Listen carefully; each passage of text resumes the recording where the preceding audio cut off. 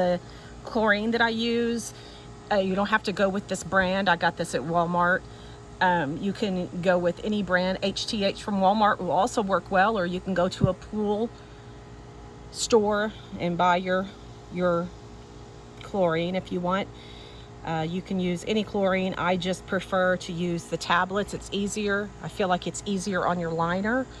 The granular chlorine, I feel like it bleaches your liner when it lays on the bottom too long if you don't get it completely stirred up and dissolved. So where I left off before was telling you that for safety reasons, you never put water to chlorine, only chlorine to water, or you could have an explosion. It has happened to a friend of ours. It's real, folks. It really does happen. It creates some kind of explosive gas. I don't know.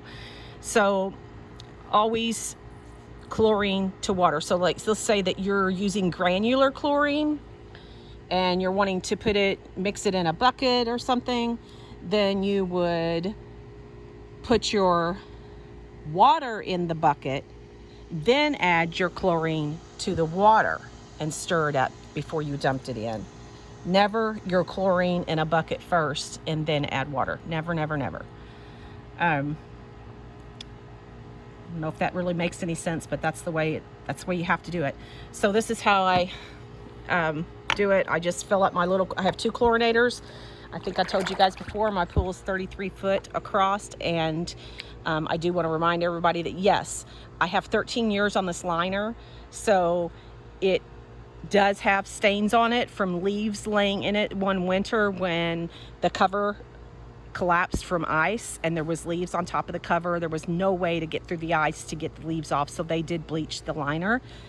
And we have patched a couple holes in this liner. So 13 years on this liner is not bad, you all. I mean, that's pretty good. We do have another liner, and I will be making a video this fall of how we install that liner, which not looking forward to it. I've installed a few and it's not fun. So you just fill your chlorinators, put your lids on them, drop them in the pool. That's how I chlorinate my pool. I told you the last time on part 1 that between vacuumings, I will walk in circles in the pool to get the water kind of creating a vortex for about 10 minutes. And then I'll just stand at the edge of the pool and wait for it to continue to circle around and stop in the middle of the pool. And I said that you will end up with a kind of a wadded up mess. And I don't know if this is gonna show very good, you all. It's hard for me, but see those 2 dark spots? That's actually like hundreds of little gnats and bugs all wadded up together, and that's what that vortex in the water created. So now I can just go along and, well, scoop it up, but I'm getting ready to vacuum. So let me show you how I start my vacuum. I already have my hose out. Let me get it unwrapped here for you all. And I do this, like I said, at least once a week.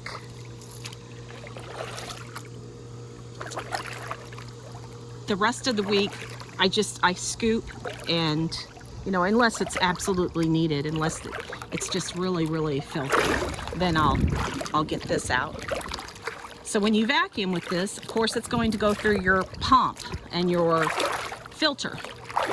So you have to backwash your filter when you're done. I'll show you how to do all of that. So you get your hose finally, and you'll have something that looks similar to this, right? So you hook it.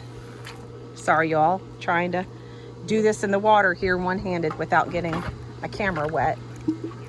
You hook that on there, okay? And this is just how I do it because I've had a pool for so long that I can go up and over the top quickly and not get a lot of air in the line. But first off, you have it hooked to your vacuum there.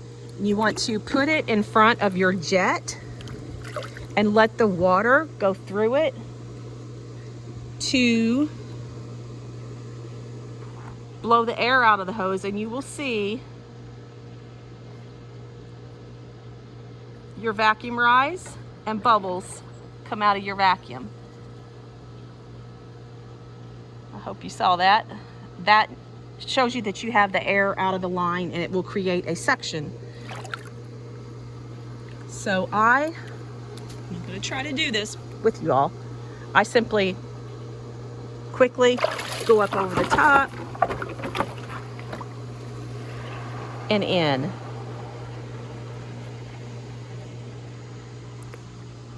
It will put a little bit of air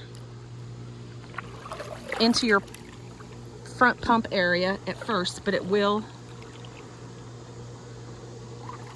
go out, get out of it. What you want to do to check your suction is just put your hand under your vacuum. Don't ever lift the vacuum head out of the water. As soon as you do that, you will lose suction and you'll have to start all over with the process.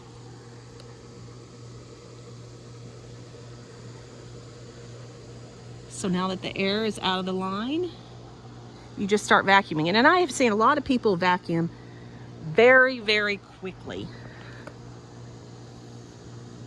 You can't do that. You have to go so slow, and you have to apply pressure. Like I'm applying downward pressure on this vacuum to actually scrub the pool at the same time as vacuuming it. I'm gonna go over here and show you just how well it vacuums up these bugs. There we are. If you'll notice, they're just like hundreds of little bugs, like in a little pile, because we walked in a circle first and got everything to come to the center. So that's all. We mowed the yards. There's a lot of dirt that has settled because, of course, it hasn't rained here in a good bit. So